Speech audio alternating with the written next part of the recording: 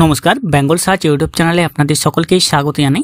जे समस्त परीक्षार्थी 2025 साले माध्यमिक परीक्षा दिएछेन तादेर परीक्षाय यदि आशानुरूप रेजाल्ट ना हये थाके ताहले आपनाराओ निजेर खाता निजे देखते पारबेन एबं सेखाने देखते पारबेन नम्बर बाड़ानोर सुपारिशও आपनारा करते पारबेन। माध्यमिक परीक्षार रेजाल्टेर संगे माध्यमिकेर निजेर खाता आपनि किभाबे देखबेन सेटा आजकेर भिडियोते आमी आपनादेर जानिये देब। पश्चिमबंग मध्य शिक्षा परिषद 2025 सालेर माध्यमिक परीक्षार फल प्रकाशित करेছে, যেখানে অনেক পরীক্ষার্থীরা তাদের যেখানে অনেক প্রার্থীরা পাস করেছেন, আবার এমন কিছু পরীক্ষার্থী আছেন যারা ফেলও করেছেন এবং পাস করা পরীক্ষার্থীদের অনেকের হয়তো কিছু সাবজেক্টের নাম্বার কম এসেছে। তো আপনারা সেই সমস্ত সাবজেক্টের খাতাও দেখতে পারবেন এবং যারা ফেল করেছেন তারাও কিন্তু খাতা দেখতে পারবেন। তো কি প্রসেসে আপনারা খাতা দেখবেন আজকের ভিডিওতে আমি আপনাদেরকে সেটাই দেখিয়ে দেবো। আর বেঙ্গল সার্চ ইউটিউব চ্যানেলে যদি সাবস্ক্রাইব না করে থাকেন তাহলে অবশ্যই চ্যানেলটিকে সাবস্ক্রাইব করে পাশে রাখা বেল নোটিফিকেশনটি অলে প্রেস করে দেবেন। ফেসবুক থেকে দেখলে আমাদের পেজটিকে অবশ্যই ফলো দিয়ে রাখবেন। 2025 সালে যে সমস্ত পরীক্ষার্থী মাধ্যমিক পরীক্ষা দিয়েছিলেন তাদের রেজাল্ট প্রকাশিত হয়েছে। রেজাল্টে অনেকেরই ফল ভালো হয়েছে, আবার কিছুর ফল খারাপও হয়েছে। তো আপনারা যদি কেউ সন্দেহান হয়ে থাকে বা সন্দেহ থাকে তাহলে আপনার উত্তরপত্রের কপি আপনি খুব সহজেই দেখে নিতে পারবেন। তার জন্য আপনাদেরকে তথ্যের অধিকার আইন বা আরটিআই করতে হবে। এই আরটিআই কিভাবে করবেন তার এখানে দেখুন যে ফর্মটি আপনারা নিচে দেখতে পাচ্ছেন, ফর্মটি আপনাদেরকে পূরণ করতে হবে। এখানে আপনার রিজিওনাল যে অফিস রয়েছে সেই অফিসের মাধ্যমে আপনাদেরকে আবেদন করতে হবে। আপনি কোন জেলায় পড়ছেন আপনার যে রিজিওনাল অফিসটা রয়েছে সেখানে আপনাকে আবেদন করতে হবে। Procedure to apply certified copy of answer script MP 2005 under RTI act 2005 RTI আইন অনুযায়ী আপনি এখানে আপনার খাতা দেখতে পারবেন। যার জন্য আপনাকে শুধুমাত্র 10 টাকা খরচা করতে হবে প্রতিটি আনসার শিটের জন্য। প্রতিটি উত্তরপত্রের জন্য আপনাকে 10 টাকা খরচা করতে হবে। তো আপনাকে যে সমস্ত আবেদন করবেন প্রত্যেকটি জেলা রয়েছে, যেমন যদি আপনি নর্থ বেঙ্গলের হয়ে থাকেন তাহলে আপনাকে এই ঠিকানায় আবেদন করতে হবে নর্থ বেঙ্গলে যদি হয়ে থাকেন। আর যদি মেদিনীপুরের বাসিন্দা হয়ে থাকেন তাহলে আপনাকে এই ঠিকানায় আবেদন করতে হবে। আপনি বর্ধমান জেলার হয়ে থাকলে আপনি এই ঠিকানায় আবেদন করবেন এবং কলকাতার ক্ষেত্রে আপনি এই রিজিওনাল অফিসগুলিতে আবেদন করবেন। এটা হচ্ছে প্রত্যেকটি রিজিওনাল অফিস। আপনার এটা জেলাও না হতে পারে, আপনার রিজিওনাল যে অফিস রয়েছে সেই অফিসের মাধ্যমে আবেদন করবেন। নর্থ বেঙ্গল, মেদিনীপুর, বর্ধমান এবং কলকাতা রিজিওনাল অফিসগুলো এখানে রয়েছে। দেখুন আপনার যাদের রোল নম্বর 2 দিয়ে শুরু হচ্ছে তারা নর্থ বেঙ্গল রিজিওনাল অফিসে যোগাযোগ করবেন।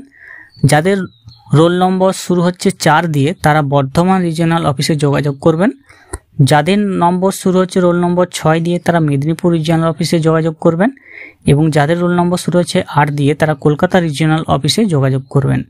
প্রত্যেকটি ঠিকানাগুলো দেওয়া আছে। 2 নম্বর রোল নম্বর 2 দিয়ে শুরু হলে নর্থ বেঙ্গল অফিস, 4 দিয়ে শুরু হলে বর্ধমান অফিস, 6 দিয়ে শুরু হলে মেদিনীপুর অফিস, 8 দিয়ে শুরু হলে কলকাতা অফিসে যোগাযোগ করতে হবে। যেদিন রেজাল্ট প্রকাশিত হবে তার থেকে 75 দিনের মধ্যে আপনাকে আবেদন করতে হবে। তো আপনাকে অবশ্যই 16 জুলাইয়ের মধ্যে আপনাকে আবেদন করতে হবে। আপনি 16 জুলাইয়ের মধ্যে আবেদন করে নেবেন। তো আবেদন কিভাবে করবেন? আবেদন আপনি নিজে উপস্থিত হয়ে অথবা ডাকযোগেও আপনি পাঠাতে পারেন। অবশ্যই 75 দিনের মধ্যে আবেদন জমা দিতে হবে। তারিখটি বললাম 16 জুলাই 2025। যদি আপনি আবেদন করে থাকেন তার ফলাফল বেরোনোর পর আবেদন আপনাকে করতে হবে। আবেদন সঙ্গে আপনি যে আবেদন করবেন আবেদনের সঙ্গে যে সমস্ত নথি আপনি দেবেন সেগুলো হচ্ছে আপনার মার্কশিটের স্বপ্রত্যয়িত ফটোকপি, অর্থাৎ আপনার যে রেজাল্টটি রয়েছে সেই রেজাল্টটি আপনাকে জেরক্স করে সই করে আপনাকে দিতে হবে জেরক্স করে। এবং উত্তরপত্রের ফটোকপি আপনি নেওয়ার জন্য প্রতি পাতায় 2 টাকা করে চার্জ লাগবে, যেটা 10 টাকা করে দিতে হবে টোটাল। উত্তরপত্রের কপি প্রার্থী নিজে তার আইনি অভিভাবক দ্বারা সংগ্রহ করতে পারবেন। সেক্ষেত্রে পরিচয়পত্র অনুমোদন দেখাতে হবে। কপি সংগ্রহের তারিখ ও সময় ডাক, ফোন, ইমেলের মাধ্যমে জানানো হবে। এখানে বলেছে দেখুন সার্টিফাইড কপি সংগ্রহ করা মানে উত্তরপত্রের পুনর্মূল্যায়ন নয়। আর অসম্পূর্ণ আবেদন বা কোর্ট ফি ছাড়া আবেদনপত্র কিন্তু বাতিল বলে গণ্য হবে। বিপিএল তালিকাভুক্ত প্রার্থীদের কোনো আবেদনপত্র লাগবে না।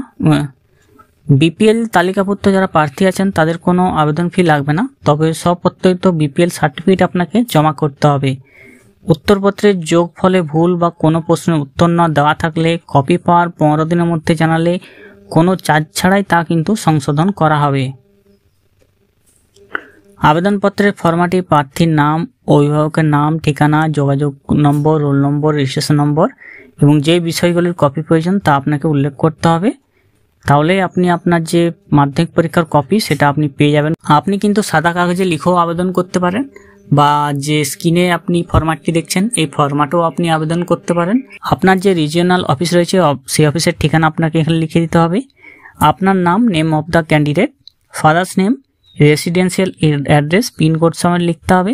কন্ট্যাক্ট নম্বর লিখে দেবেন, ইমেল আইডি থাকলে দেবেন। রোল নম্বর, রোল এবং নম্বর আলাদাভাবে লিখতে হবে। রেজিস্ট্রেশন নম্বরটি এখানে লিখতে হবে। কোন সাবজেক্টে সার্টিফাইড কপি নিতে চাইছেন সেটা এখানে মেনশন করে দেবেন। এরপর ডেট বসিয়ে দেবেন, ফুল সিগনেচার করতে হবে ক্যান্ডিডেটকে।